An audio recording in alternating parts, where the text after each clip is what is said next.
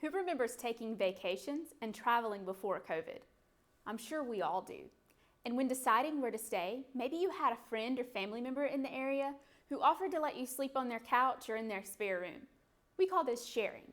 Well, the sharing economy consists of consumers and businesses like Airbnb who use technology to connect people who have a home to those who need a place to stay. So as a consumer, you can play two roles, a guest or a host. Today, the sharing economy is huge and it continues to grow every day. Airbnb, for example, has grown to $31 billion in the last decade, with homes located in over 190 countries. But despite the global emergence of the sharing economy, there's not a lot we know about how culture and value perceptions influence the sharing economy.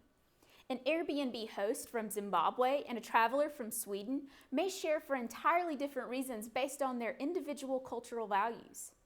So imagine you grew up in a home that prioritized hard work, perseverance, and thrift. You're likely long-term oriented. Would you choose to share for practical reasons like saving time, effort, or money? Or maybe you grew up focusing on your own happiness and acting on your impulses. You may be indulgent. Would you choose to share for more emotional reasons, like making friends and getting access to luxury items you couldn't afford alone? To answer these questions, I conducted an online survey using a consumer panel of travelers from all over the US who had recently booked a space through Airbnb. I performed regression and mediation analyses to determine whether culture and value perceptions contribute to satisfaction in the sharing economy. The results provide new evidence that culture does play a role in impacting people's beliefs and judgments about the sharing economy. Yes, culture matters in determining the consumer's level of satisfaction, but what's more important is how value mediates the relationship between culture and satisfaction. For example, long-term oriented guests, those who value frugality, enjoy not only the rational facets of the sharing economy, but also the more enjoyable, experiential aspects. In turn, these guests are satisfied. But why is this even important?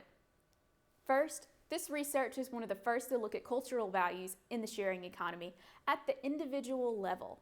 Second, from a practical perspective, managers in the sharing economy will be better equipped to improve their marketing strategies through local adaptation.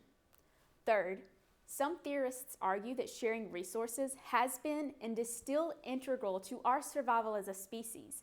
Thus, if we understand the role of culture in the sharing economy, we may be able to more effectively encourage sustainable consumption on a global level.